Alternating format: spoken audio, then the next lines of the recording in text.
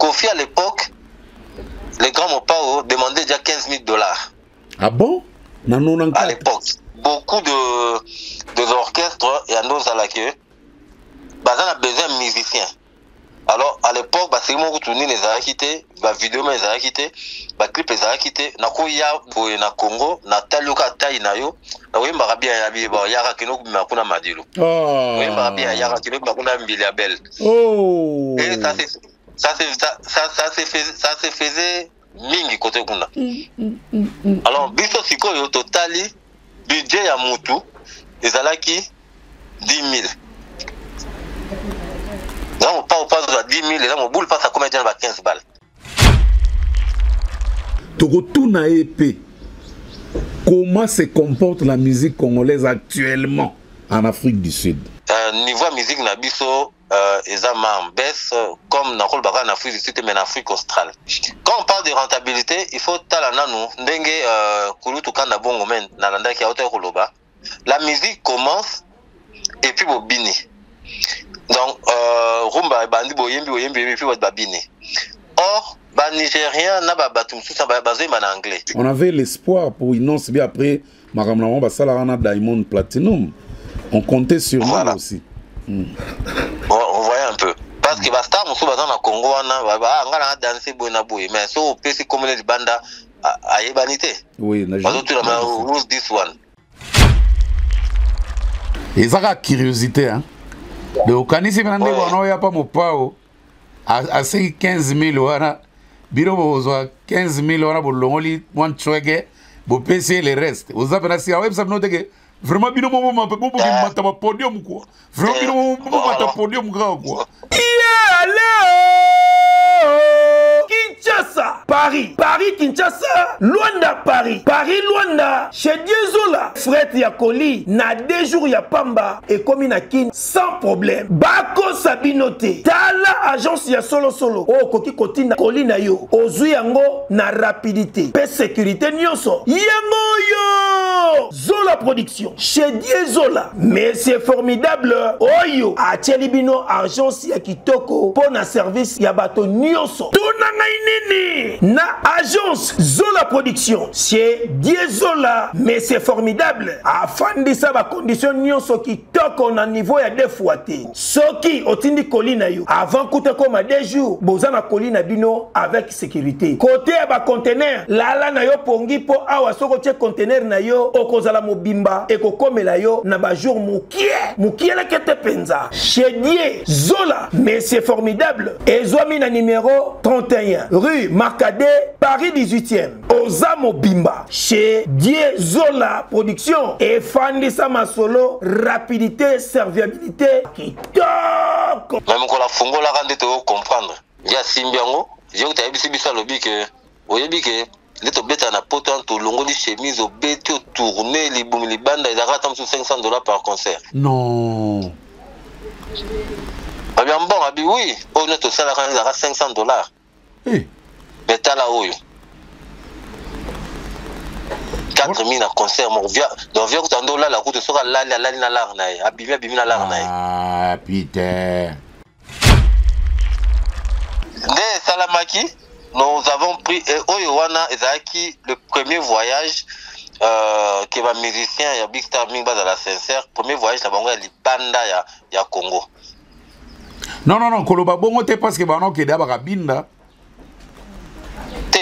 On est des fois la Big Star et Bandi. Donc premier voyage il y a Okende en dehors premier pays étranger Kendaka avec le général des fois il y a 4 valises ceux qui 4 mâles avec 2 valises. Hein?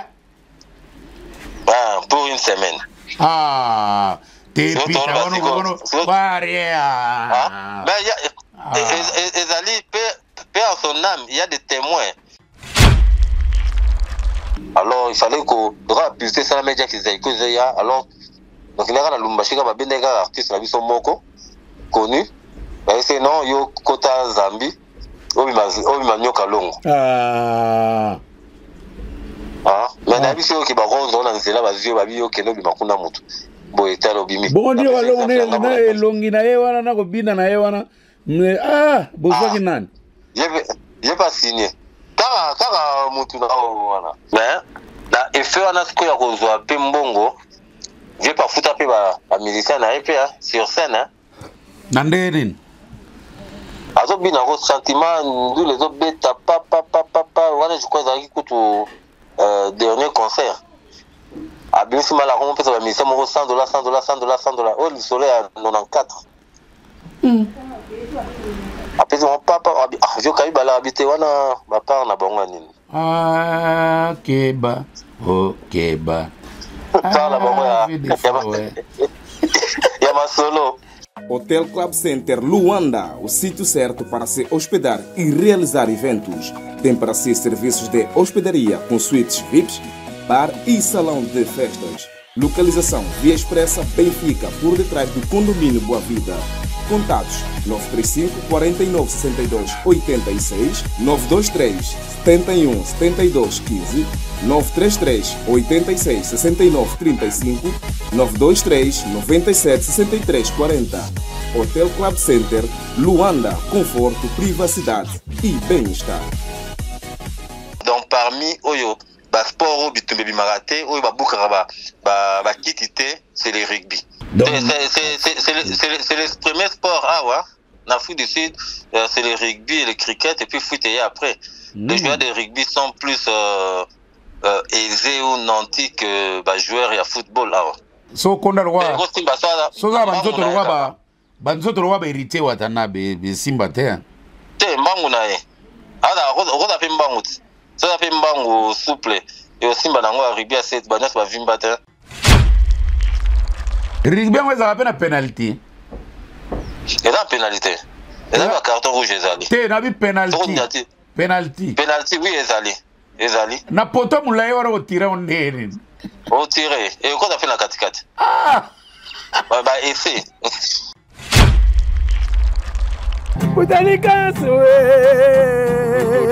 osali eloko monene epasoka mwana chango yo kila nango doucement mwana chango yo kila nango doucement bagwambu talikazo kila nango doucement baligole kila nango doucement biloko mutalikazo alinga yo babengi liboke liboke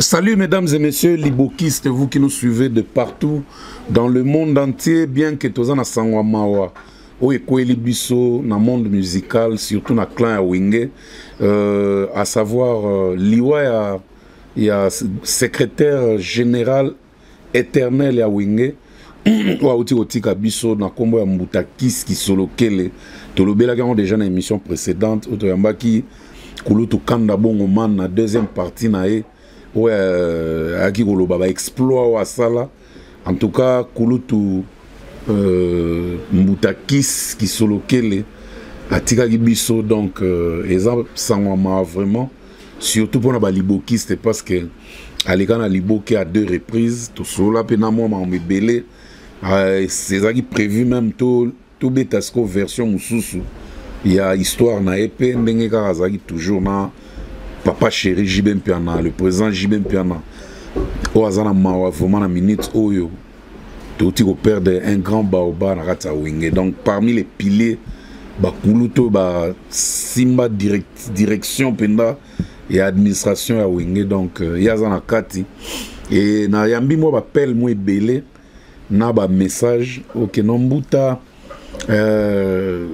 ba question ils ont mo ebele mais ngana ko répondre ba question na vraiment te parce que ça dessiné vraiment na ngate donc ba question le roi par exemple mbuta mais comment vekis na Trump na ena nenga zalela kiwana soit zalela secrétaire général à BCBG pourquoi à Kenda ko se soigner na potote par exemple pourquoi ba salagi teke aza que nos ba soins soit en Europe soit en Amérique soit en Afrique du Sud moi ba question bongo yaki mo ebele ngaza mesure à répondre en haute mais lo ngana yebi na vie na so Mbutakis pour na banoza ne moi souvent surtout pas présent donnant na bandal na toute année donc na banda lona bana mawa trop parce que yé pena siège na ngona ba platini na biso quoi donc souci à trop présent donnant donc Kayenge en tout cas ça nous va vraiment et ça passe ba Herman Kayenge donc wana siège na bango ba Schumann donc en tout cas ngane na yebeli Mutakis mbale belé tomeka ko solo là à propos ya kozwa soin na poto aboyaka alingaka te wana pena blague à part bana uta na monoko na yemo il y a des témoins bana ozana biso parce que ba uta États-Unis kala mingi te wenge BCBG au grand complet avec papa chéri JB Mpiana Mutakis mtasala même ba démarche ba uta ozana États-Unis basalaki mo ba concert ba vandaki mo muke o esalaki ndeko na biso kutu kulutu na biso Blanchard Mosaka atika la kuna.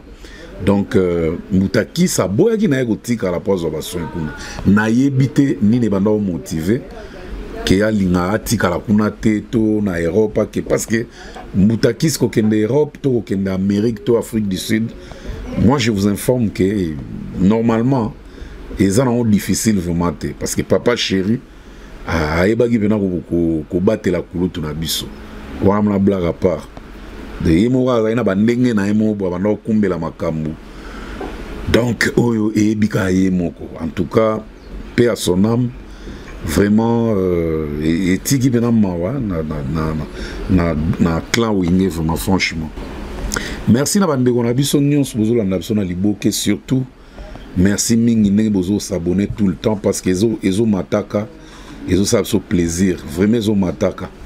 Donc, vous s'abonnez, vous abonnez à Mutalikasu officiel.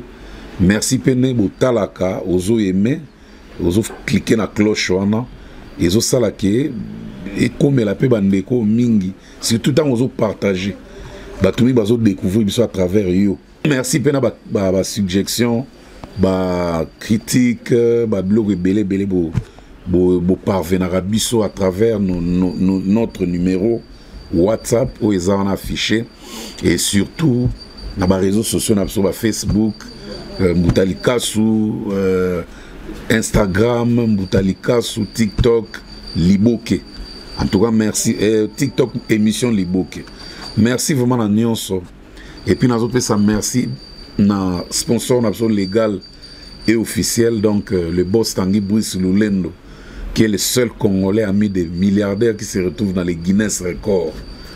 Kulutu Tanguy Brice Lulendo, grand prêtre Brice Lulendo.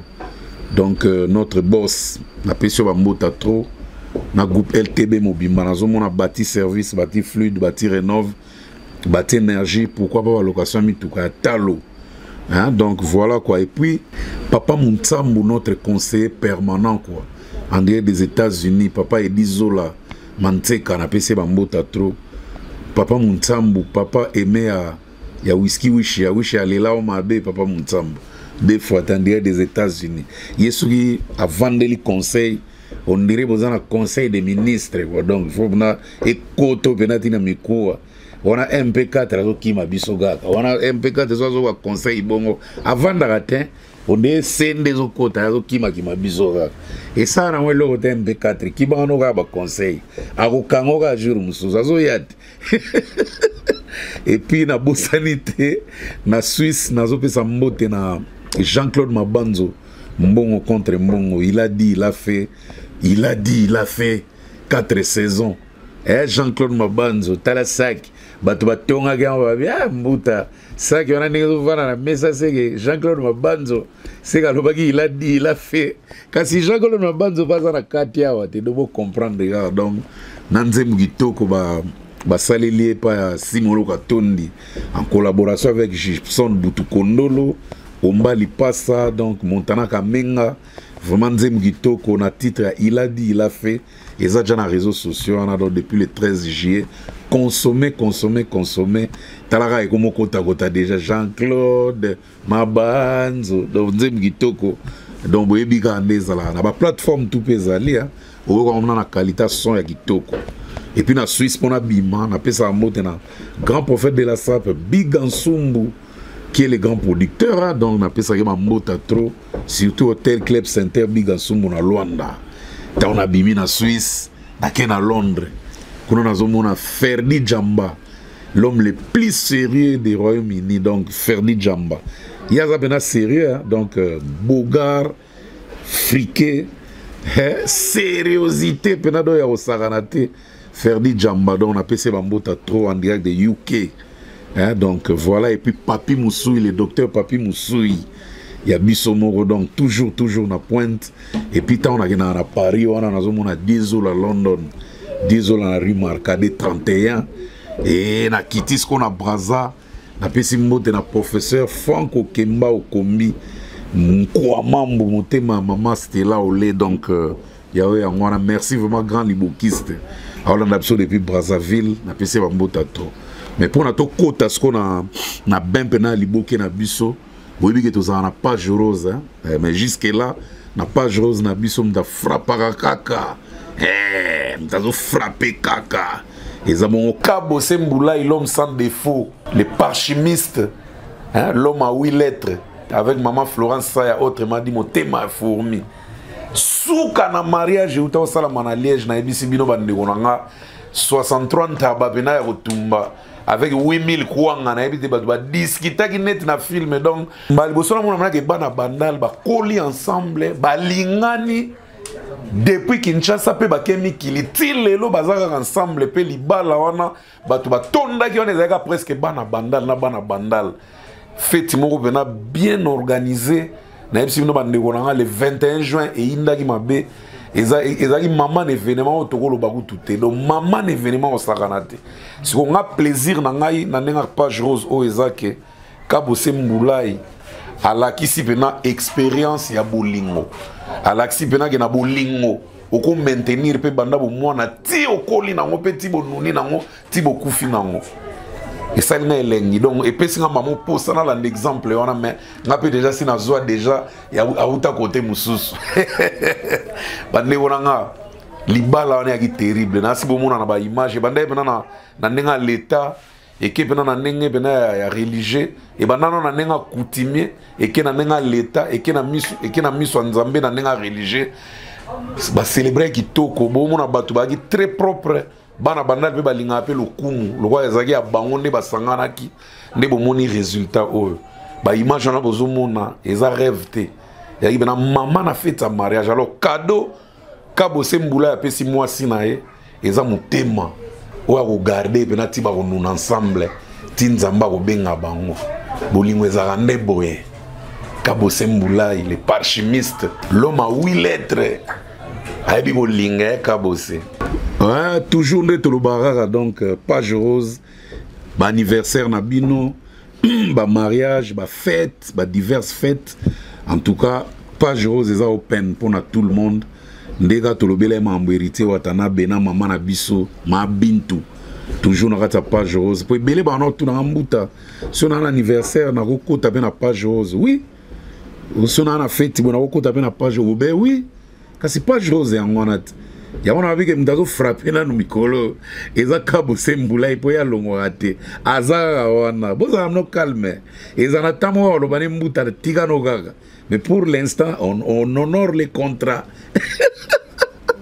Donc, merci beaucoup vraiment. Nazo Kotsa Ndegonanga Moko en direct de Pretoria. Je sais, je vais savoir un peu pourquoi il y a déplacé à moi trop. Peut-être soit dans Pretoria, soit dans Cape Town. Mais parce que les autres ont parlé, la réalité de la musique congolaise, surtout va tourner.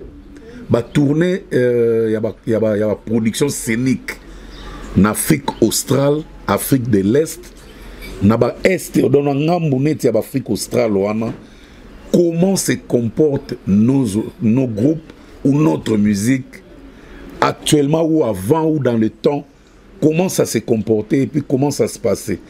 Vous voyez que les groupes sont belés dans l'Afrique australe, dans l'Afrique de l'Est, il y a tourné les groupes Koufa. Nde tolo ba boye eza na ba groupe ebele ezo ba fissure na ba tourner à ba côté kuna eza na ba groupe mingi ekenda etikala eyate to ba velo ba mimilei atikala na Tanzanie ba kunda epeka na Tanzanie eza na ba groupe ebele ebotama pe kuna ba misu bazala même ba musicien te mais bakenda bakoma ba musicien côté kuna akena ne olukaka vine ezalaka mais akomi pe musicien bazo matape le kumu ya mboka na biso Congo parce que musique na biso ya Congo ezana ba facette ebele au mona koto yo format par exemple Odemba avec ba grand maître Lombo Makiadi basala honneur ya mboka na biso na façon tout ba papa na biso batabule ipe na ndenge ya fiesta na ndenge ya friza na rythme na bango fiesta basala pe lokumu ba papa bombenga ba ve na biso ba bokelo isenge ba empompolo wai ba yulu mabia la Congola Brazza mais a matsape drapeau ya RDC na ndenge na ye po azala na Franco ba samango na lelo aza vivant toujours auto fêter 80 ans na ye donc ba mwana nyonso ba matsa drapeau ya mboka na et ce toke ba zaiko c'était autre chose ba empire ba Kuba eux tous ont colonisé l'Afrique australe et l'Afrique de l'Est tolobelango lelo ba Pepe Kale surtout qu'est-ce qu'on optique le roi ba Koffi Olomide hein toke le roi ba Wenge Muzika dans l'ensemble et puis tant on peut ba Kabwanaki surtout que ba Zaiko Langalanga Kolombo avec Lia Jossar Nyoka Longo et tout l'ensemble quoi. Donc ils ont vraiment fait des trucs autokoki ko lekango inaperçu. Na liboke ezana ba format ya ba genre en fait ezana ba genre il y a ba thème autozo abordé. Ba tozo sepela ndenge tozo tuta ba thème mo ebele. Ezara te que musique tout koyambara musicien non. Liboke c'est tout. Même la vie quotidienne de tous les Congolais, ça fait partie de Liboke. Toyambela bino un jour ba roulage mo célèbre salama na Kinshasa à Viva Kini Akala. A opé ça différence entre route.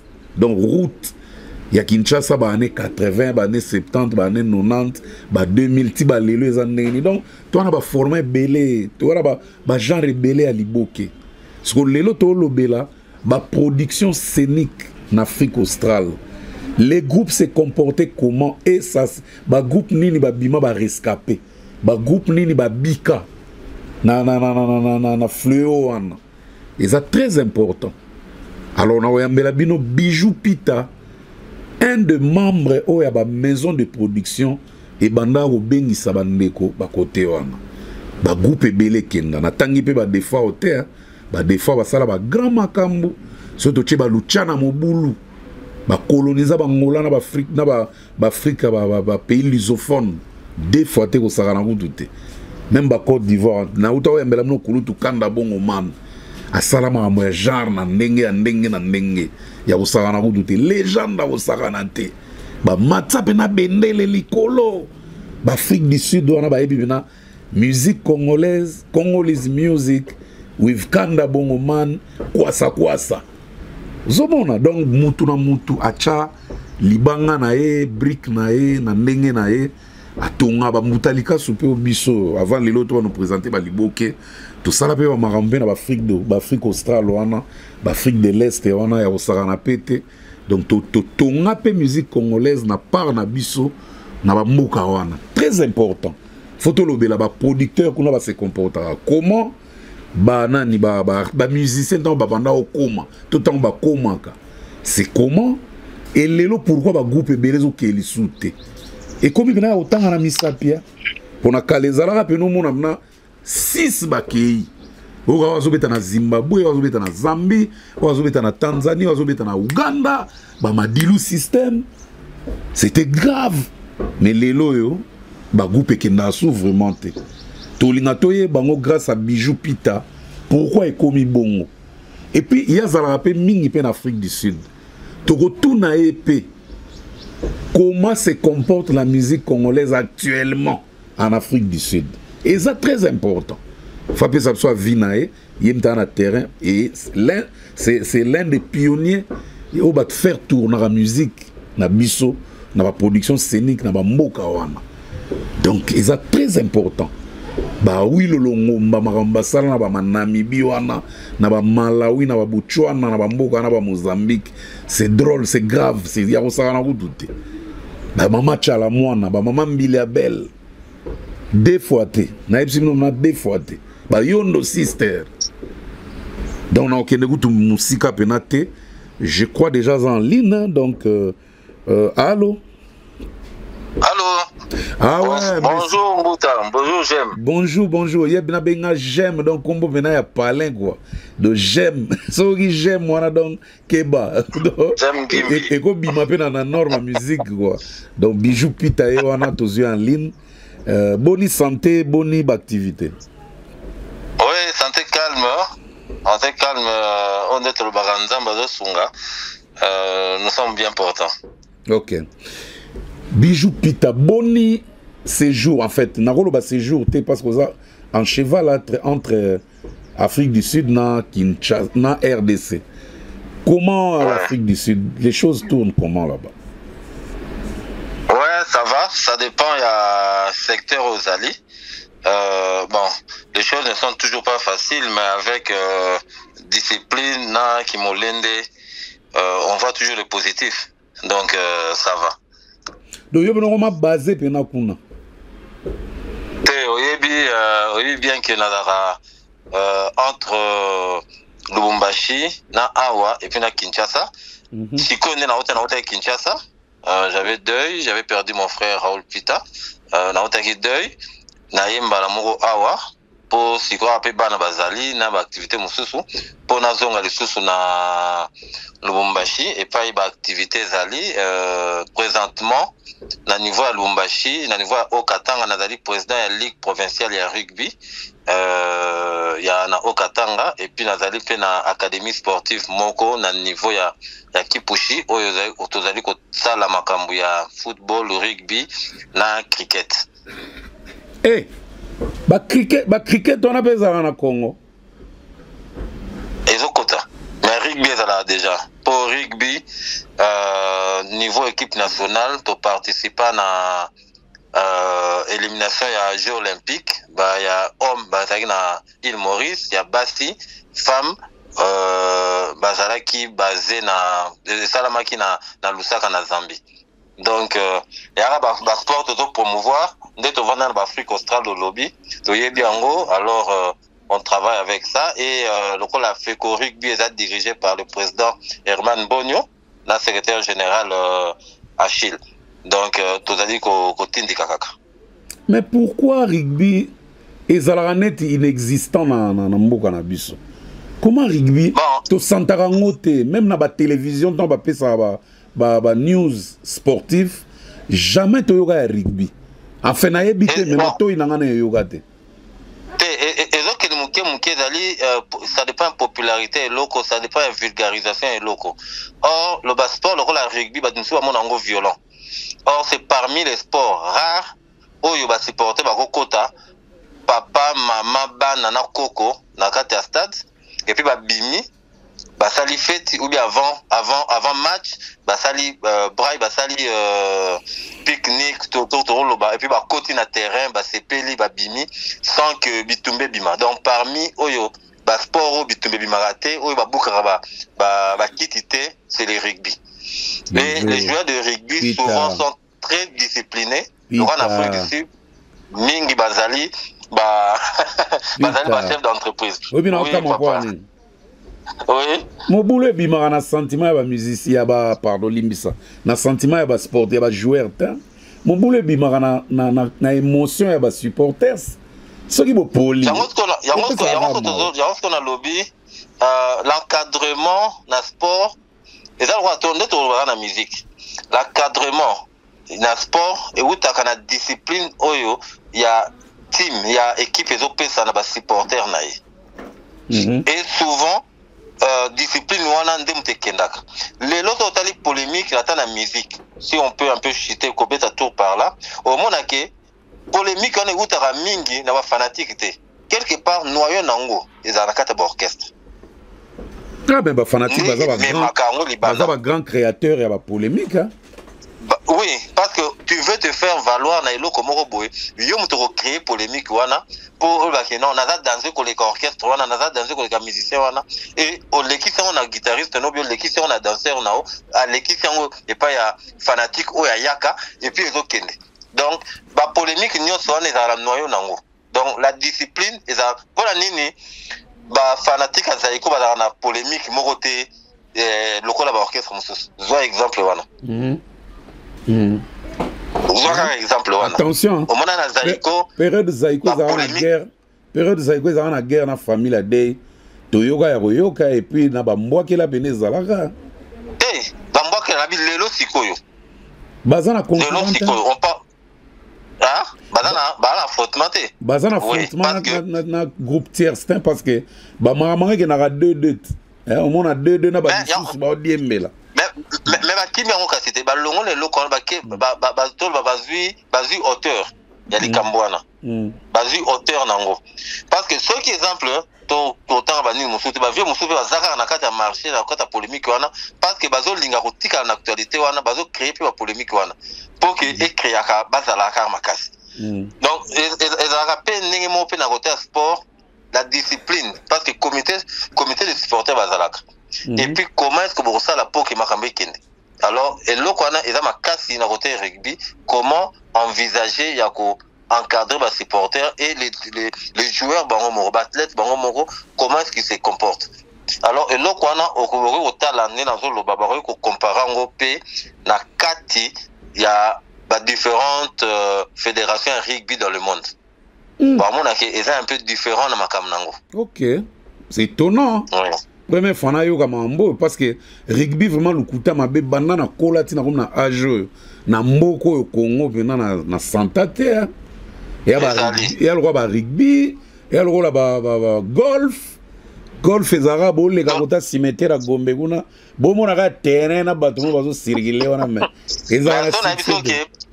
rôle de la fédération rugby, on a un stade à côté de Kinko, na côté de rien qui vient rugby. Papa. Ils ont salima, na Kinshasa. Non, nous avons des succès. Bon, avec l'appui à coopération française, na ambassadeur, il y a ambassadrice, il y a Grande-Bretagne, azali peut quoi appuyer. Na peso ba référence et lokwana na kin ezali piloté par le colonel Jean Didier Pita na ligue ya provinciale à Kinshasa. Donc ezali sport réseau qui n'est malin mais ezali ça eza na source na on a kin. Vous avez peu na combien de clubs na kin na RDC. Na RDC ba club ezali le roi na mwanda na repese exemple ya club moko ezali Perenco ya société moko ezali wana na mwanda. Club Perenco ezali na kin Lukunga ezali toza na police baza na club baza na casque bleu ezali na Lualaba ezali piloté par la présidente Karine Kalala la présidente provinciale ya ligue ya Lualaba une dame qui est là ba niati ezali ba club musu ezali na Lubumbashi o na Okatanga ndenga nazali toza na ba New Crack toza na Tembo toza na Ngoyilele sport ezali maintenant bo banda pena ba tournoi pena solo te hein tournoi pena au sens du mot tournoi championnat ya Congo et au Salema il y a avant le 30 juin parce que championnat na Kin avec quelques clubs. Et puis, parce que là, rugby à 7 et rugby à 14. Alors, rugby à 7, bah, ça là qui tournoi, rugby à 7, vous appelez une semaine, vous appelez 3 jours, week-end, moi aussi, ici, nabino, championnat, nabino. Et puis, bah, benga qui est équipe nationale, à Congo-Brazza, et y'a qui kobeta na Kin.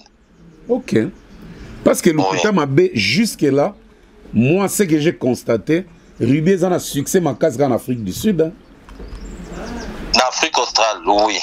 On a vu vulgarisation nango ko tang saba nango il faut que to banango na niveau scolaire pour aisément ampleur et vulgarisation parce que je me rappelle même temps Mandela comme président grand match betamara pena ya rugby peno sentir mboka mbimba pena ébullition donc c'est le premier sport en Afrique du Sud c'est le rugby et le cricket et puis foot et après les joueurs de rugby sont plus aisé ou nanti que joueur et à football là. Et ça pour influence à Mindelete, population Mindelete. Bon, la population Mindelete mais la culture anglophone, le rugby est surtout dans les pays anglophones. Au moment en Angleterre, le rugby est populaire, na Afrique du Sud eza populaire, na Nouvelle-Zélande, na Australie, na Zambie, na Namibie, na Botswana, na Kenya eza populaire. Donc c'est aussi un peu rythme il y a un pays anglophone eza na kati. Okay. Et puis l'éducation bazui pour ebandi à partir de l'école. Alors quand à l'école bazo apprendre en gros déjà bazo apprendre ils ont côté un peu la makila ils ont kende pe liboso. Et puis avec les sponsoring qui tient toujours. Ah, en tout cas plein succès et puis beaucoup de chance parce que naza étonné na apprendre ngo amoni elenga liboke ngo bablo msuzu. En tout cas les l'Arabie soka na mutu mais ah, ce qu'on apprend que non, rugby, comme au côté Makas. Et ça n'a bien vraiment. Siège d'ailleurs, bureau permanent à Kinshasa, et ça na collège Elikia, Sainte-Anne, collège Saint-Joseph Elikia, na paroisse Sainte-Anne, na ville wana. Ah, merci. Fédération, ça wana. Merci pour bonne information parce que na monara, na toute année on a un bandal pas présent Donam Kayenge. Bayaka wana pena so bauti ba entraînement ba nini batu ba vimba donc on dirait ligue ya batu ba mema bibende mais ba sportif ba nani ba rugbyman yo vimba ba kasi te ozana makamba rugby on dit. Non mais mon fils d'abord c'était un joueur de rugby moi nangai et puis à partir à Awa Kozala quoi vimba zamula ya vimba on dit marutu te mais un garçon très discipliné. Kozala na comité, il y a école, kozala na comité, il y a sport, il y a école. J'ai appris à diriger la tactique à rugby. J'ai appris à diriger en fait le comité de rugby ou le club de rugby. Il y a un peu de commis, un peu de côté puis dans le cambon. Dans le rugby, maintenant so konda loa, so zanzo tomige loa kabo sembulai. Et Simba te so konda loa so za banzoto loa ba hérité watanabe be Simba te mbangu na ye ada okoza pe mbangu so za pe mbangu souple et Simba nango a rugby a 7 banyos ba vimba te. Ah bon? Ouais, kondenga na mona nde ba frontement pour ça la kawana soki boye bino nyonso boyambanga na ye maboko polele ale bala ngwezo traîner na ona sekuna mais bino boyambani kaka. C'est la résistance, mais il y a une souplesse dans le groupe. Donc, on a un robuste, mais on a un bon joueur. On a un basket, on a un course, comme le lot, na NBA, on dit maté. Alors, tu as 3 points. Rugby, on a un pénalité. Il y a une pénalité. Il y a un carton rouge, il y a une pénalité. Pénalité. Pénalité, oui, il y a na poto moulaye wana otira ondeni. Otire. Et on a fait la 4-4. Ah! Bah, essaye. Et puis, bala pe matutu. On dit que blague après. Oval. Na Congo, tu voyais les belés. Bale matutu. So, boaga kwe dendaka normal te. Et dendaka mipanzi. Bozo landango yo. Fe, vous en a pe, mais. Namoni joueur à rugby malunga fo buluga bra ba biyibi veda o ba yiba bra ba quartier bra ba kanga ba ona passe ba on ba ko sala rugby bien c'est bon les ma pas ko discipline te. Merci Bijou Pete, en tout cas merci pour le plaisir est le mien pour l'information. On a CP non ma casse vraiment mais dites-nous un peu comment se comporte la musique congolaise actuellement en Afrique du Sud. Dans l'Afrique du Sud dans la communauté communauté Congo ya ba congolais te na lobela Afrique du Sud donc ya logo là et pardon na formuler question bien et alors on a tout na ndenge nini Youssou Ndour na RDC des autres que tout na ba sénégalais ya et on va vendre na RDC te tout na pena ba congolais ba yoka musique à Youssou Ndour ndenge nini et ça logo ndé na tuni ba en Afrique du Sud comment se comporte la musique congolaise.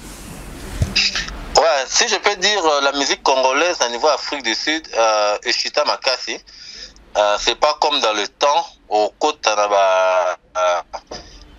la maison de disques, à l'époque, on trouvait Kofi, on trouvait Papa Wemba, on trouvait OK Jazz, au Moni Bakanda Bongo Men, au Moni Jérôme Bilongo, Wendo Sister, Luciana 100%. Donc c'est un peu plus négonate. Et puis à un moment donné, la musique congolaise est là qui m'a cassé en Afrique du Sud. Alors pour nous vendre musique na bango, il fallait pas promouvoir produits na bango. On avait même interdit qu'on mette la musique étrangère. Donc sur 100% de musique, il fallait 95% est sud-africain et 5% étrangère. Et Yangwa no a fait un peu la musique na biso Ero Kita Mouké, mais il y a des noms où il y a toujours. Le roi Papa Wemba Abetana Brenda Fass et Yebana bon Kofi Loi et Sala Succès Koto Makasi Ayebanipe bakanda bongo men kutolo ba kutute oyamba ki na landa ki nde uye monka expliquer ki nga beta ekuto avant avant Mandela Bima avant à partir de ici là Yondo Sister Lucha à 100% Géo Bilongo au beta sérieusement. Ah oui, donc le Longomba yekutu tisiko yoye na Kofi baza nan ba kombe ezo retentir. Donc notre musique est kita. Et ça sous na force wana ya kalate. Même Mikolo Oyo avec le house. Oyo rythme na bango ezala ba benga house. Nazoyoka deux Congolais moko bazo beta. Donc bazo kota lingala na anglais na sutu na kati na batwana. De bazo beta un peu nini moko. Et puis il y a aussi un groupe de Congolais sur place, babeta jazz, bazo accompagné ba sud-africain dans niveau solo. Donc bazo ça un peu moi mixage moko boye, ezokenda biloko. Mais niveau musique na biso ezama baisse comme na kolbaka na Afrique du Sud mais en Afrique australe. Ouais, parce qu'avant les radios jouaient nos musiques. Avec beaucoup de plaisir. Mais si koyo la musique a mikolo oyo to benga mingi ya lelo ezo beta le sous-souté lokola ba ok jazz ando beta ba zaiko ba empire bando ko beta ba Kofi bando ko beta. Parce que na sali constant moko ba yebaka circulation ya produit to ya musique na ba production scénique pe na ba tournée tout. En tout cas, c'est 10 ans, c'est 10 années ou 15 années. C'est difficile de voir un groupe congolais ou un artiste congolais à quelque bêta tourner en Afrique australe. C'est des rares. Oh non, on a toujours. C'est vraiment rare.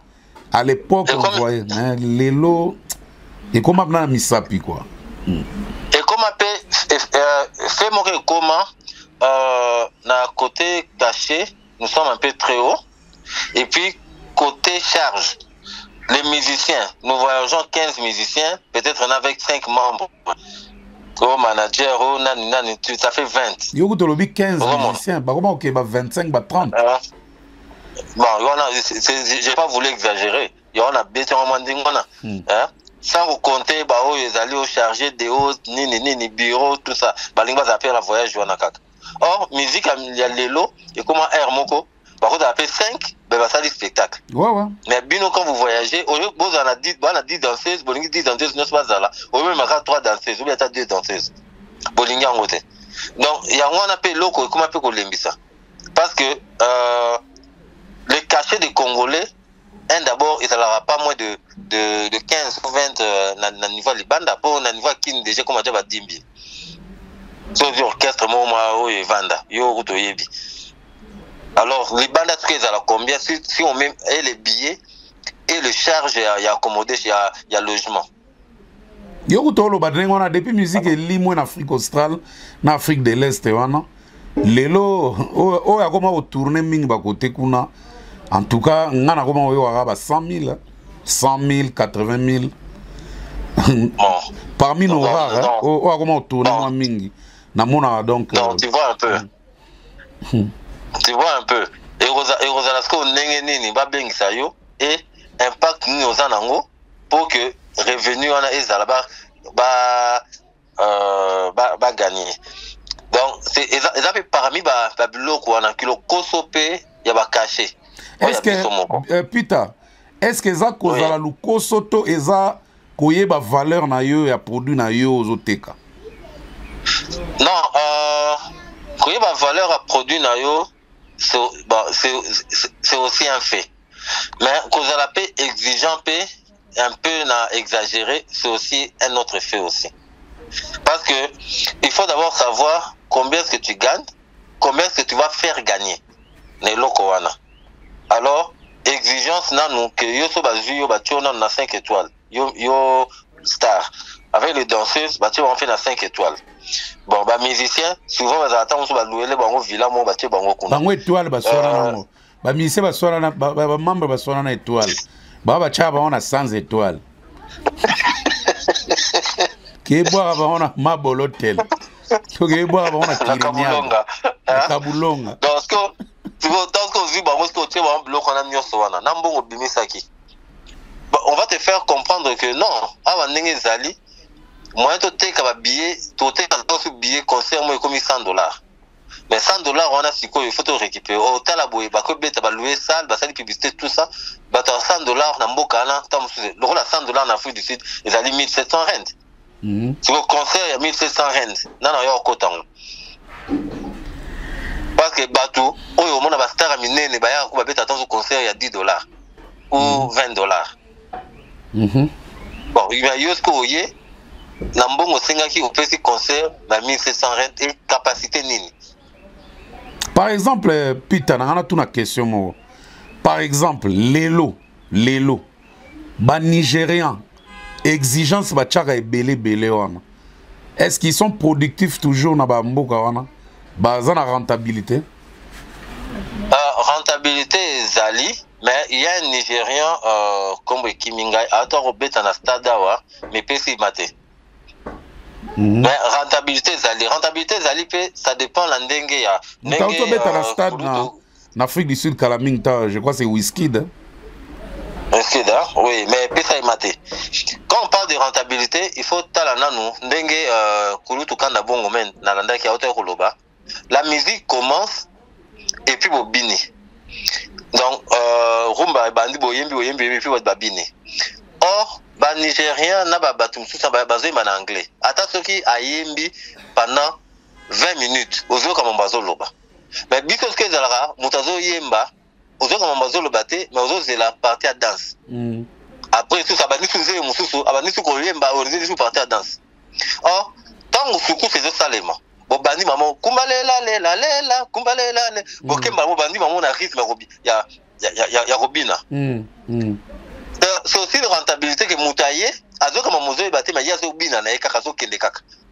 Que mutavandi avec 5 nzembo au lobby après au dans sa bine après payé les sous. C'est aussi une partie de rentabilité. Quand le soukous a fait rage dans l'Afrique australe, c'était à cause de ça. Bon, docteur Nico, Luambo, autres, ils ont la musique à l'époque. Non, c'était aussi des shows. C'était aussi des shows. À l'époque, à Franco, ils ont fait des shows. Babano Bini, ça, oui.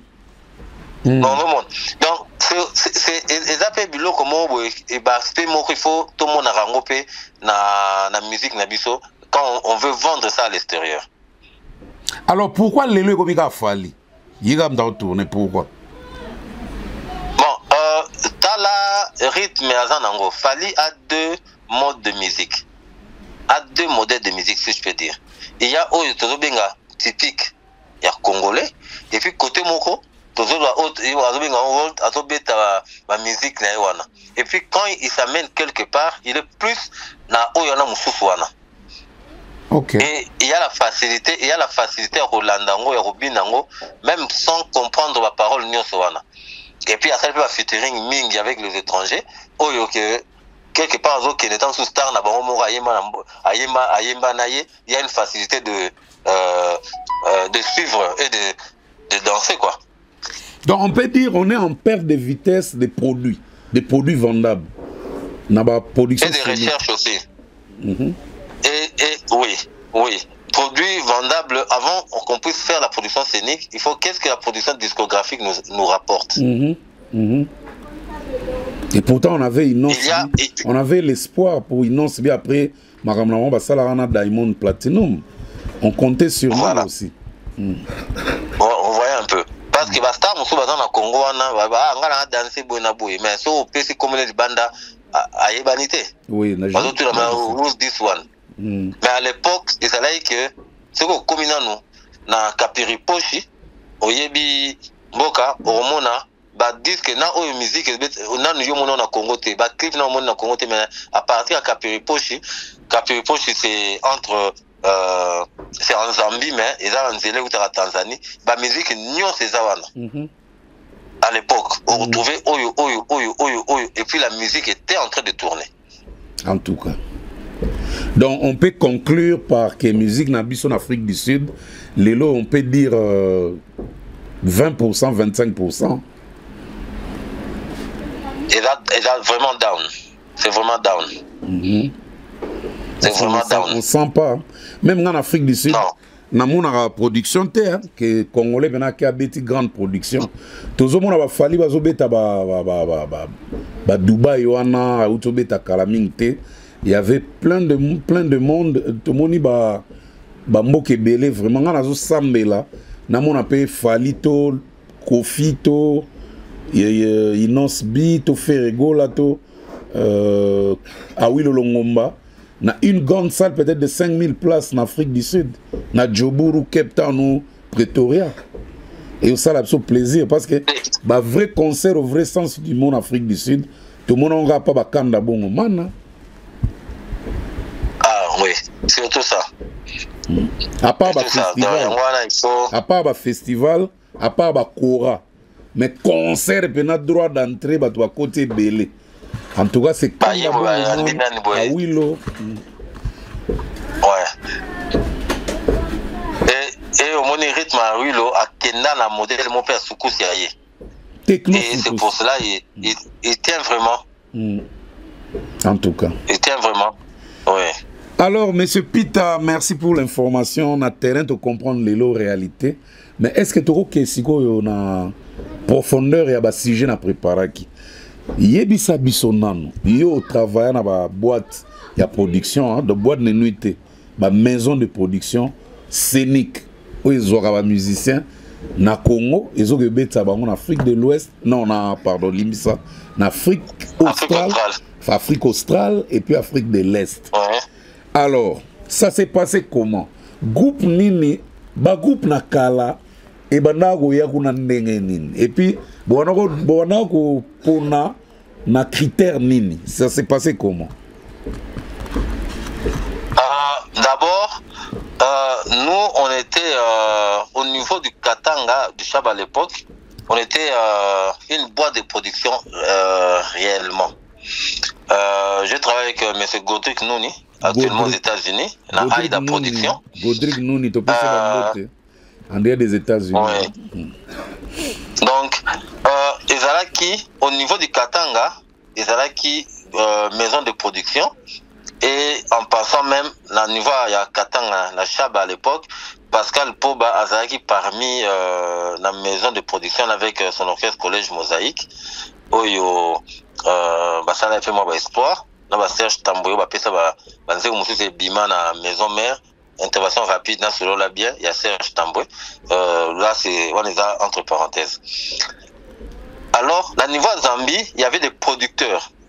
Les producteurs, on a besoin, il y a encore un contact avec les musiciens congolais parce que musique est au tambola, ma casse.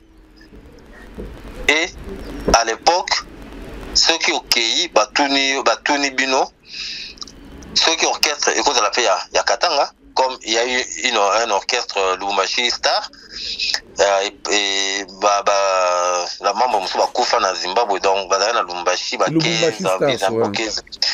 Star, Zimbabwe, Vanda, donc comme Makimia, et puis beaucoup de orchestres, et à nous à la queue, on a besoin de musiciens. Alors à l'époque, c'est moi qui tournais les arachité, la vidéo les arachité, la clip les arachité, na koya pour na Congo, na taluka taï na yo, na oui marabia yabi ba yara kino makuna madilo. Oh. Oui marabia yara kino makuna mbiliabel. Oh. Et ça se faisait mingi côté kuna. Ne me dis pas ça. Donc, oui, ngakutu une fois, on était avec un de mes frères, Junior Fataki, na Zambie. Junior Fataki, c'est un musicien. Nenga un musicien, tu sais. Bazo Betandoule, l'orchestre Mozo Betandoule, Azui, Nzemba Kester, Azui, refrain tché, ya Redi, te abandaki na Nzemba ya Redi, refrain tché, Kester, Abeti, Kato, les kakak. Alors, Junior Atali a seki, et moi, Bimi Boye, a télémi à 5 bonnes guitares, Azui, à nous, Ramiko Beta solo, wana, nga parce que la télé, le rosa, les athées, ah, mais il y a d'autres aspects, nga pe na télémi, allez, na Zui pe miko, na Ramiko Boak, le roi n'a pas eu mbaté, na koumi na nga Atala. Plein. Donc, ah bon? Donc, à l'époque, la musique congolaise se vendait par rapport même à l'identité congolaise, à l'identité zaïroise. Alors, le producteur peut vous dire que j'ai besoin de tels musiciens pour l'engager. Alors, qu'est-ce qu'on a kin, qu'est-ce qu'on négocie contrat. Et si tu me permets un peu, Norbert, corrélater un peu Makambo. Oui, c'est ça qu'on a besoin. Dans 94-95, si je me rappelle bien, on avait besoin de Kofi Olomide. Et puis, il y a un producteur, il y a Lusaka, Rogers Mukopo, père son âme. Mais Kofi, à l'époque, les grands Mopao demandaient déjà $15,000. Ah bon? À l'époque. Ouais, on en a 95. Pépé Calé a déjà 15 000 P. Ah bon? Empire. Oui. Pépé Calé. C'est quoi total? Pépé Calé, Empire Bakuba. Bazali déjà côté où on va kangaré déjà. Donc, on va pour tout mais c'est qui Afrique australe, Betty, Zambie, Botswana, Malawi. Donc, bah déjà terrain déjà bien avant. Alors, biso siko yo total budget ya mutu ezalaki 10 000. On passe à 10 000, les gens boule passe à combien de 15 balles à l'époque. Des fois, on a un poteau, le ministère Kimaki, Azongaki et Moronakin. Alors, on a essayé d'entrer en contact avec des FAO. On a proposé 6 000. Donc 4 000 en fait. On a proposé 4 000 par concert. Biso, on a 6 000. Mais on a besoin de FAO. Mais on devait convaincre la personne avec fiche, nina, ah non, général de FAO, amour scolaire, ah oui, oui, aïe. Oh, mais on a besoin de les arbres, en tout cas, il y a 6 000 par concert. Ok, on a général de FAO 4 000. Le général de FAO. C'est le fait, c'est le travail qu'on fait. Natu nana question mon pita. Oui. Et ça la curiosité hein. De okanisi benande bano ya pa mopao a 15 000 wana biro bozwa 15 000 wana bolongoli mwan chwege bo pese le reste. Oza pena si aweb sabno teke vraiment bino mo mata ba podium quoi. Vraiment bino mo mata podium quoi. Wala kuto na ndimi ko ngo salema. Umoni ke pa Kofi bobo ko gagite. Voilà kuto na ndimi ko ngo salema. Peut-être pas Pépé Calé. Pépé Calé pa web sabino ah bon melanga ba vitamine bo vimba neti nga bo ke mata ba podium.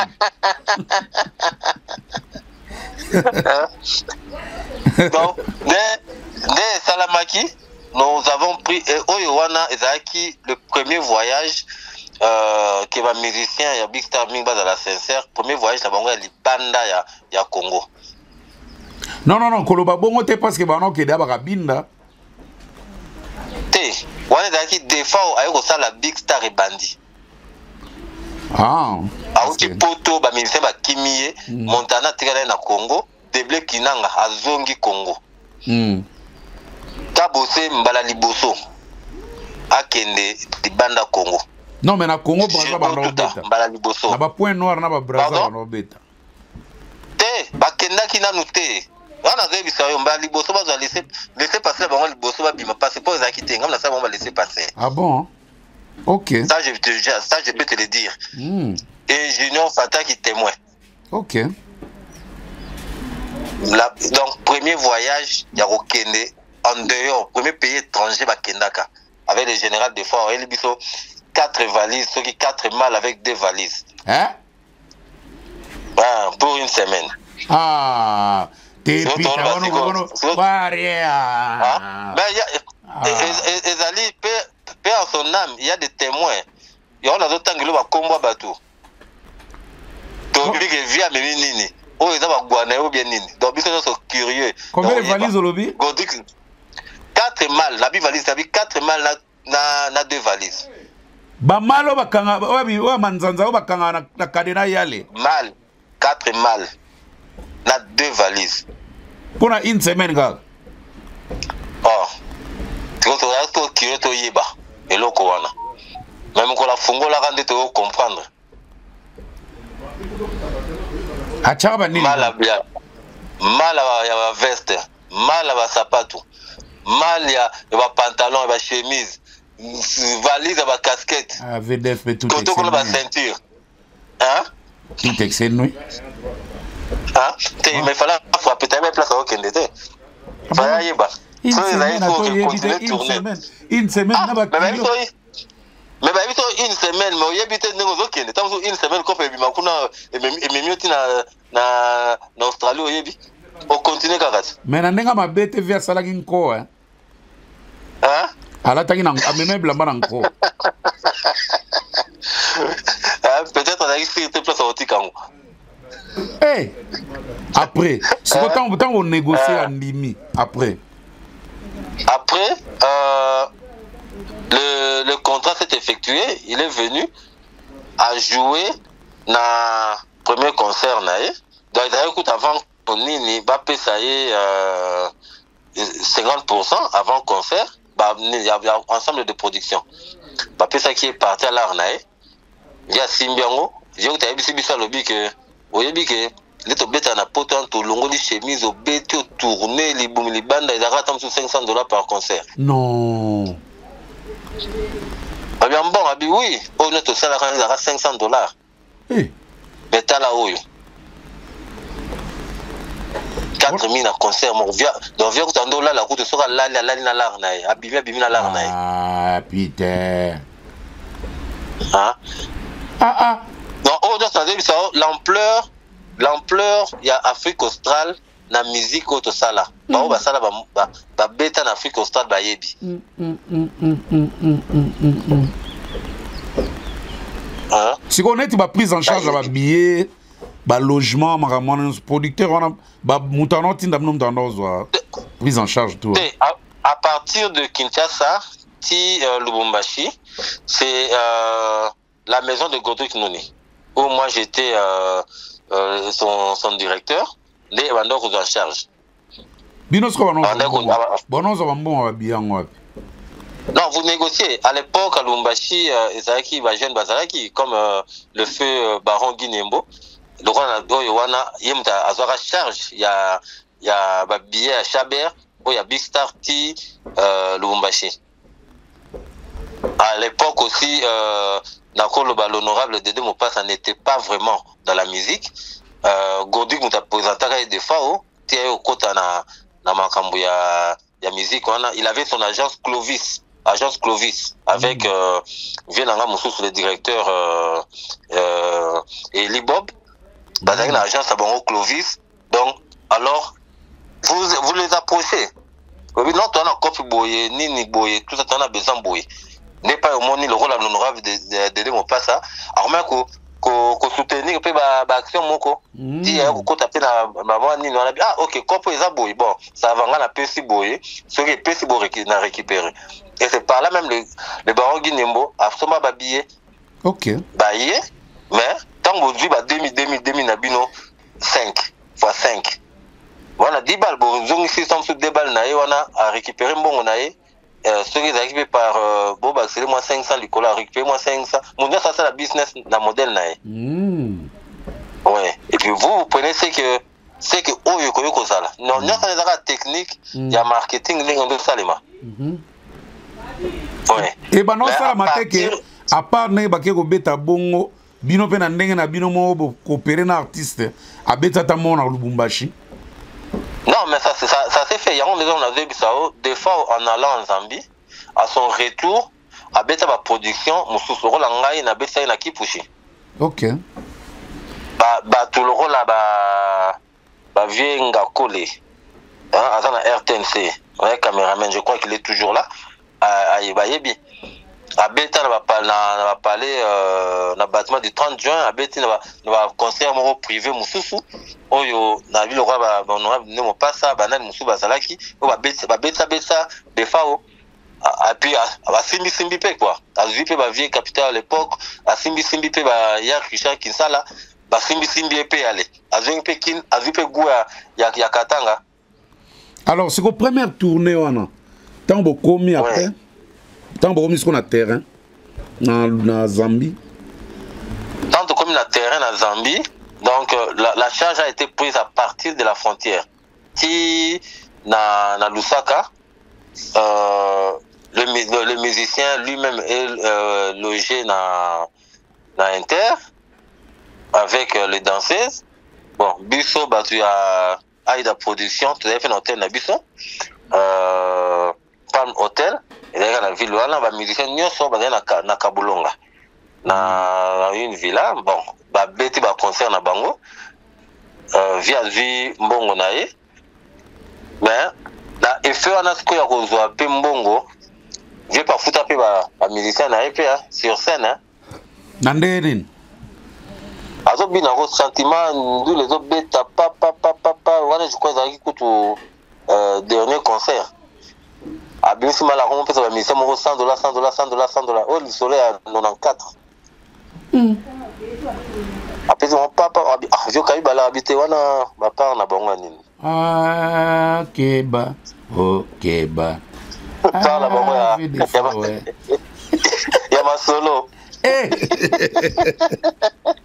Donc, Nakoloba, première expérience avec des FAO, réussite totale. Réussite totale. Réussite totale. Il y a mon coup à partir avant la route à Zasu, comme mon a quitté, et pas il y a un de producteurs, Rogers Mukoponde, à Dana quitté, Rogers Sombe, dans Lusaka. Si je peux rectifier. Rogers Mukopo, on va boire na magie, Rogers na quitté. Ok. Azalaki Kolo et Kalamoro Zahir Zambi. Ah ouais.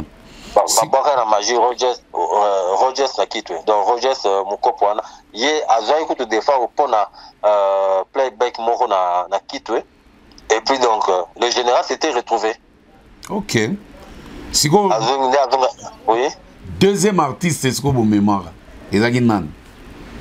Deuxième artiste Oyo mususu mune nezaki El Paris. Ok. El Paris. Et là le bosso là nous allons dans le défaut parce que la deuxième fois ils allaient sous défaut à auto ça la famille qui coûte à yé le sous. Mais on a ce qu'on Isaki avec chez Temba. Ok. Temba peut a propulsé un groupe belé à travers des productions qu'on a en Afrique austral. Oui.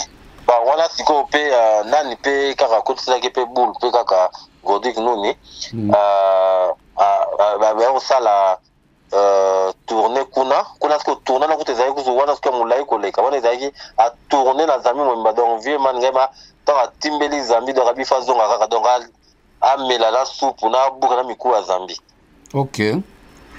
Ah bon. Et à ça l'écoute album mona souke Chile. Ouais. Na posa comme album mango mais il avait aussi propulsé souke Chile côté kuna. Ok. Donc c'était un peu ça et puis il y a eu El Paris. Ouais. El Paris Payaki a sali pe tourner na ye ti bakendaki ti bafuta ko ti Tanzanie kutu. Siko Marie-Paul elegant nini. Est-ce que ça a même niveau a même niveau ya entente ya batu ndenge ba défaut bazalaki na batu msuto c'était comment un peu parce que tozalaki te photo yebat. Il y a des fois où il y a un peu de moussous. Par rapport à Marie-Paul, des fois où il y avait des références, hein. Bamour scolaire, Banzé Moussia Stars et Zalaki. Bon, Marie-Paul, c'était pas vraiment Nganganzam, les Aïmani n'étaient pas seulement autour de la couvre-feu, Manda Longwe, c'était pas la même ampleur. Mais la musique, Bazaki la son, Batouana, Mende, Siko Yonde, orchestre hollandais, Zalaki ya Makambwa, par rapport à Big Star, il y avait un peu la discipline, Kuna, Ondimate. Nandel. Bateau, Yosoki. Ah, mais Roswan, c'est la leader. Comment ça? On dit que. Baswani, Koswan, on dit que, oh, Mangana, si na droit à Moufulira, na si na Kenda, ko calmer police, ba benga na ebo, non, il y a ça, bon, Baswana, en droit public, on va payer anglophone, ko Bunda Roswan, place publique, c'est pas Manine, on va Roswan, na Mawe, pas, faut ba Kangi Bango. On te battre artiste, on limbisa, montant sur le dossier. Doser quoi. Bon, j'ai fait l'intervention. J'ai bateau, so bazongi kin, ba longo orchestre. Mais, à ma grande surprise, on a tout. À Kenya, on poto. Ah bon? Bagino, ça la maillot jaune. Pas musicien, elle Paris, Bayebi. Carte jaune. Carte jaune, hein, voilà.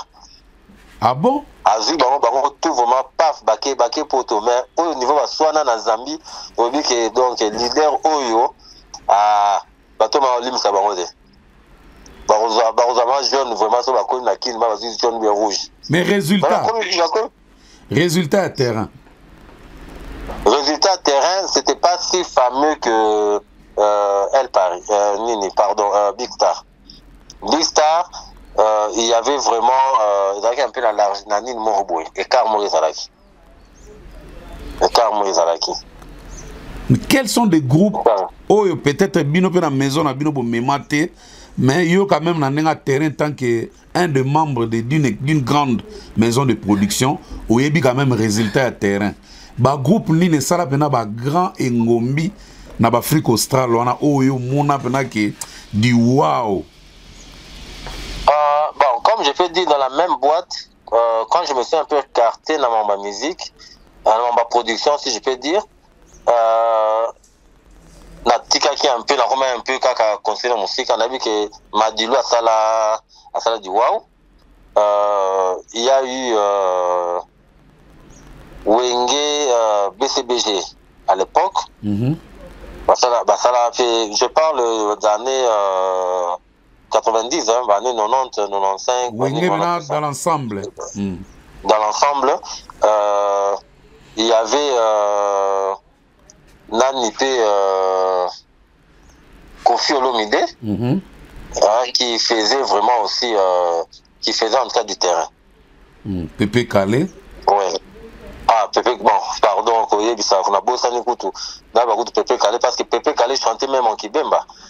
Non, pour dire que yo tadai mwana ndako na vite so albara na nzembe mo atuna ga mulishani mulibuino ba mayo donc wala ko pesa mbote na Kibemba anda ko pesa mbote na Twana na munoka ba Twana ndo comme ça moi Kizulu muke pona ba Zimbabwe. Donc Pépé Calais lui c'était la maison lui tout le tour. Donc quand on parle de ça à un moment donné il faut un mot boto parce que bakolo terrain ezaki Pépé Calais Kanda Bongo Men Yondo Sister Luciana 100% Jiro Bilongo. Donc ce sont ces musiciens là côté kuna ezali na que ataba bakangi miso babika babeta lobby ba bakokende. Ah bon? Donc côté musu bo négocier ko leka route na radio tout ça mais bango so baye donc les années musu état que to ba quitter na aéroport il faut cortège tamo za la motoriser. Pour il faut d'avoir sécurité zala pour bazama ba star baye bazo drainer ma batu ko leka ko ba président de la République musu.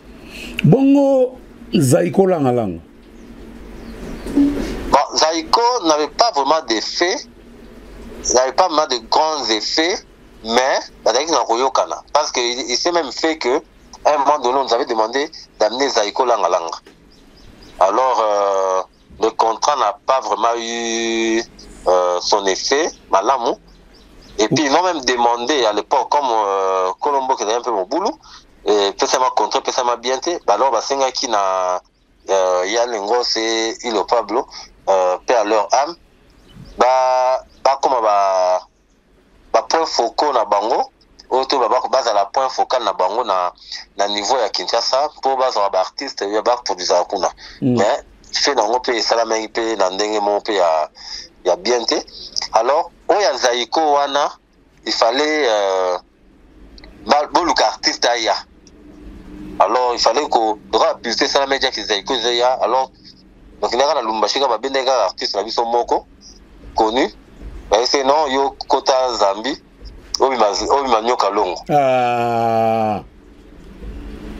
mais na biso ki ba rose on nzela ba zio ba biyo keno bi makunda mutu bo etalo bimi bon ndio walongo na elongi na ye wana na kobina na ye wana bozwaki nani j'ai pas signé kaka mutu na wana j'ai pas signé nani Muta bozwaki nani bozela tozali parole mo célèbre Pascal Poba on va te komoda mais Pascal Poba bina roi nyoko longo te boko kangisa ede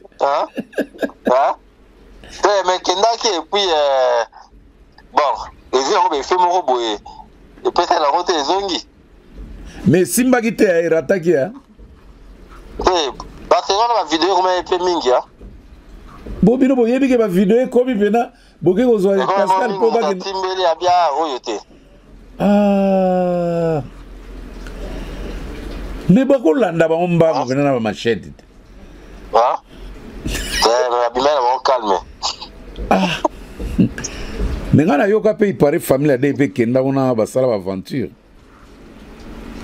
de ba leader la famille de ba leader nini leka kuna famille de ba monter ba leader la famille de ba pesa bango moi là pour la connaître production ba kei ba de on la bazon la bango te oh là là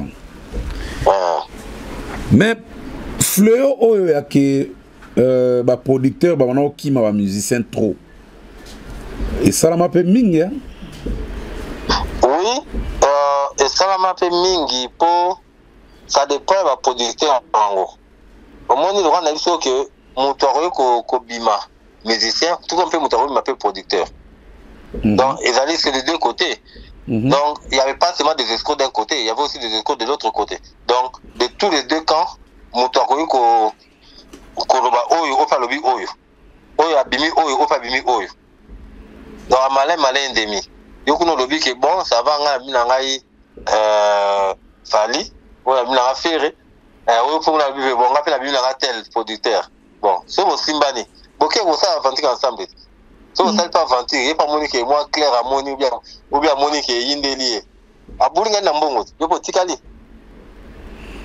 Ok, merci vraiment. Yo moko kolo terrain no yebi ndenge nini makamongo ezalaka. Ouais. Il y a eu des musiciens oyo batu mususu na Congo ba yeba bango te na koma kuna pe abeta pe ndula akoma pe star. Donc c'est un terrain que on a négligé par nous-mêmes peut-être na kokolisa yango.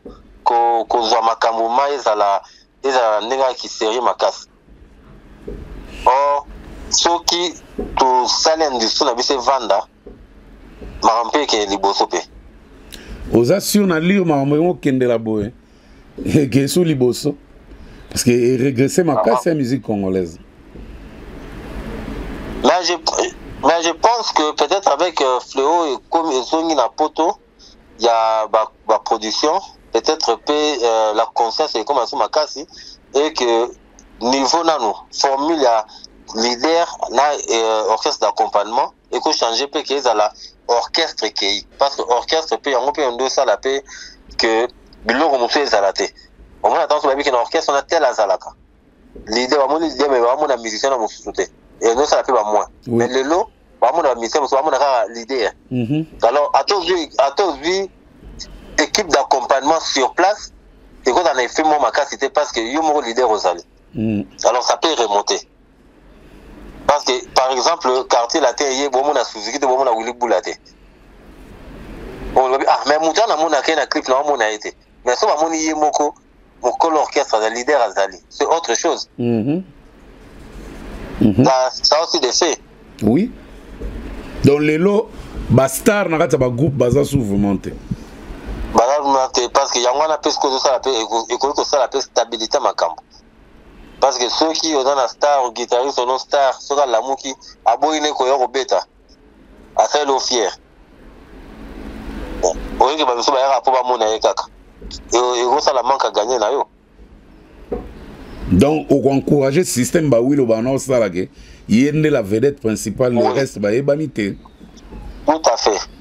Ce sont des histoires encouragées.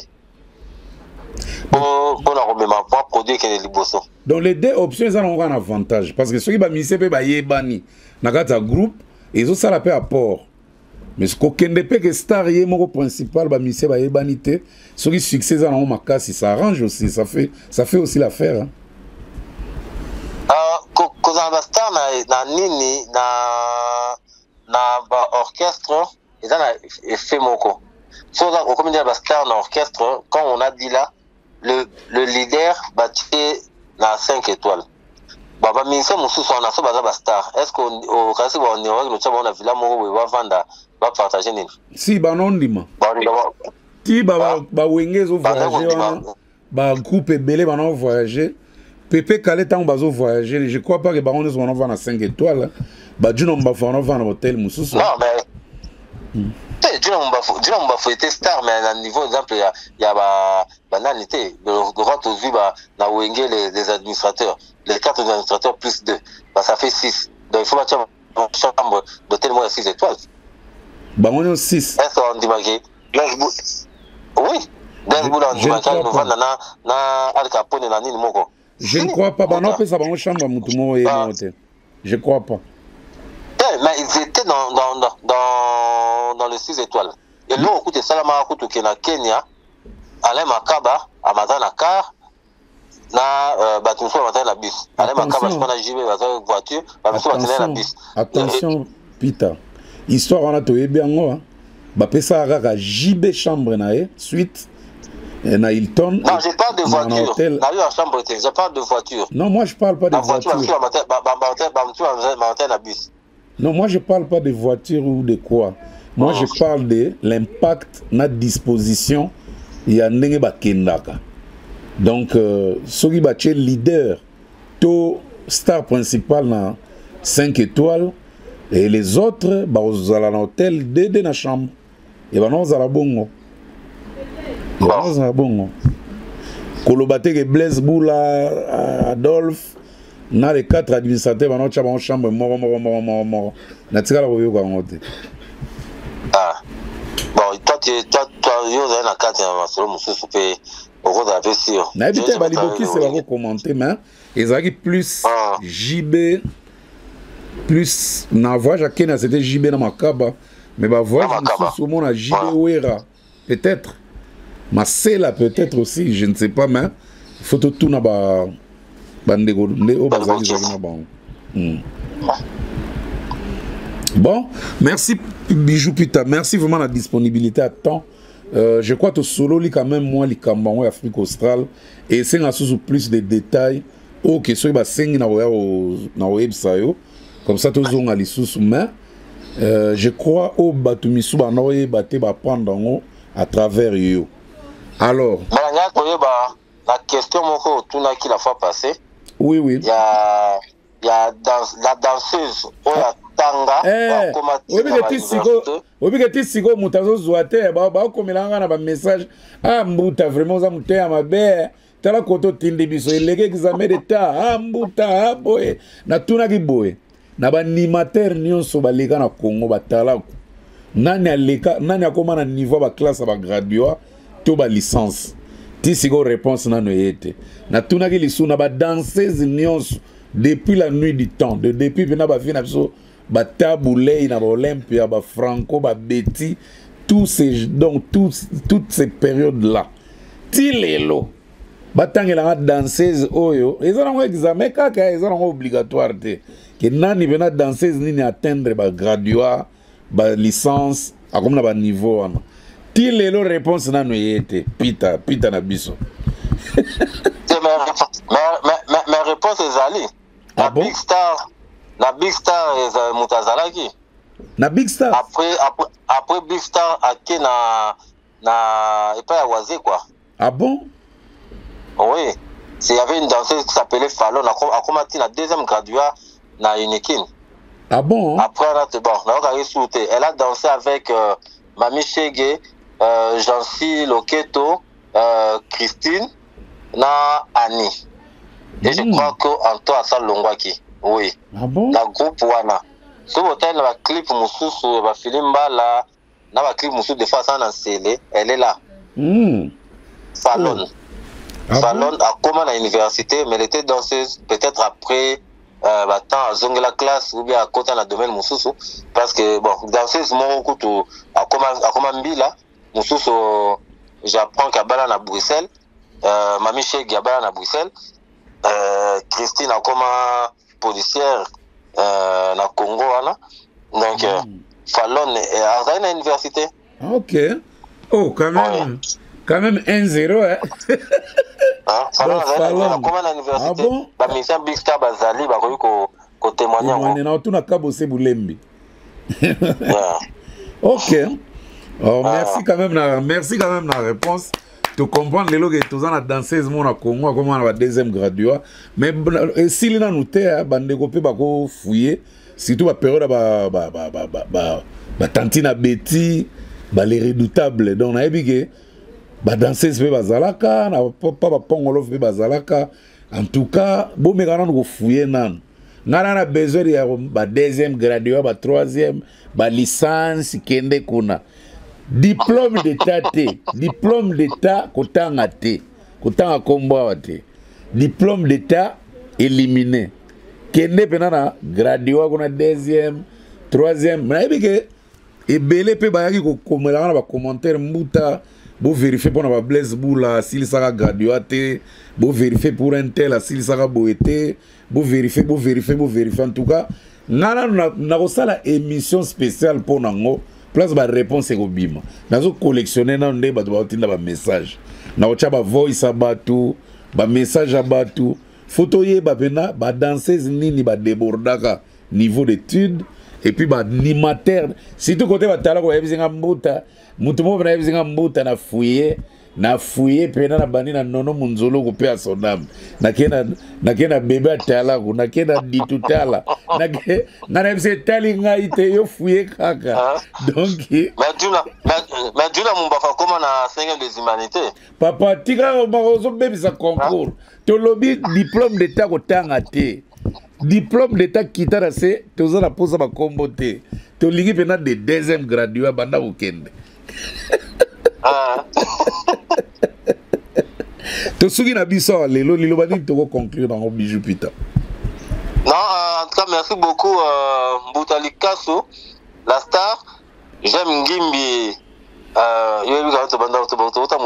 merci.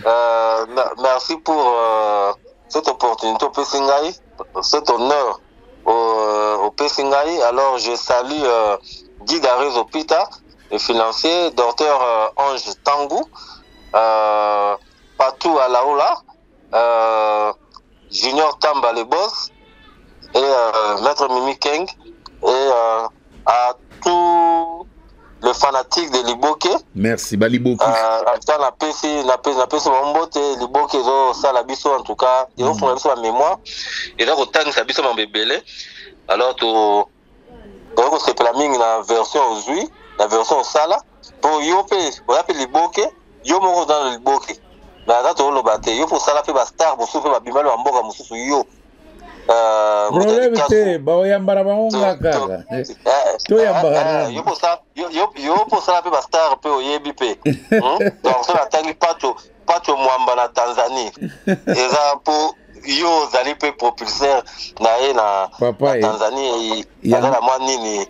Na boy makamuna awa te pardon na boy na ngai. Na stopango na lobby kaka. Merci vraiment, merci. Merci, je salue encore Godric Nouni, le grand parolier Pascal Poba. Godric Nouni, big manager. Ouais, ma personne en beauté mingi. Merci. Merci beaucoup. Merci beaucoup, Bijou Pita. En tout cas, concours on est au continent, même tout tigité, bon continuer au Luka, toujours Luka. Problème c'est, à ta danseuse ya Mozart, tangana yo, maza congolaise. Oh, danseuse à l'eau Kanza, problème est aza nega congolaise. Donc merci. Nasugi nanga bye.